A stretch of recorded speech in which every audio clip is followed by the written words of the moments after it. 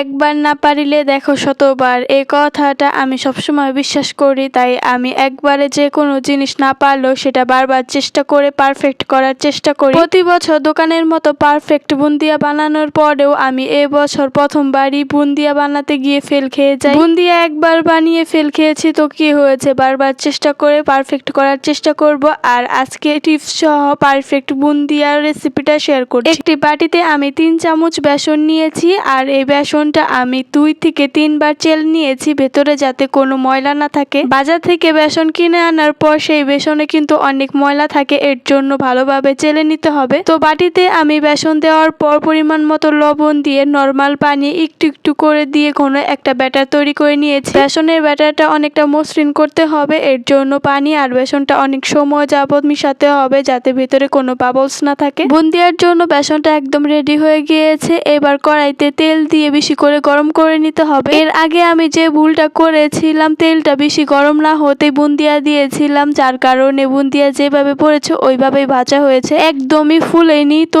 এই ভুলটা আমি এবার আর করিনি। খুব সতর্কভাবে তেলটা ভালোভাবে গরম করে নিয়েছিলাম। তেলটা গরম হওয়া পর্যন্ত আমি অপেক্ষা করেছি, আবার চেক করেও নিয়েছি। এরপর ছিদ্রযুক্ত একটা চামচের মধ্যে আমি বেসন দিয়ে দিচ্ছি। আর দেখো ছিদ্র দিয়ে ফোটা ফোটা বেসনটা তেলের মধ্যে পড়ার পরপরই একদম ছড়িয়ে ছড়িয়ে যাচ্ছে, একটার মধ্যে আরেকটা একদমই লেগে ধরছে না আর সুন্দর ফুলকো ফুলকো হচ্ছে। সবটা বুন্দিয়া কিন্তু ফুলে উঠেছে। তারপর সুন্দর করে উল্টে পাল্টে কিছুটা সময় নিয়ে লো হিটে ভেজে নামিয়ে নিয়েছি। বুন্দিয়া তো ভাজা শেষ, এবার চিনি শিরাটা রেডি করে নিব। এর জন্য একটা প্যানের মধ্যে 1 কাপ নিয়েছি চিনি, 1 গ্লাস নিয়েছি পানি। চিনির থেকে সামান্য একটু পানি বেশি নিয়েছি। এরপর আরো দিয়ে দিচ্ছি 2টা এলাচ। এবার নেড়ে চেড়ে পানিটার সাথে চিনিটা মিশিয়ে নিব। চিনি শিরাটা জাল করে আমি ঘন করে নামিয়ে নিয়েছি, চুলাটা বন্ধ করে দিয়েছি। এর উপরেই আমি রেখেছিলাম। আর দেখো কতক্ষণ আগে বুন্দিয়া ভেজেছি এখনো।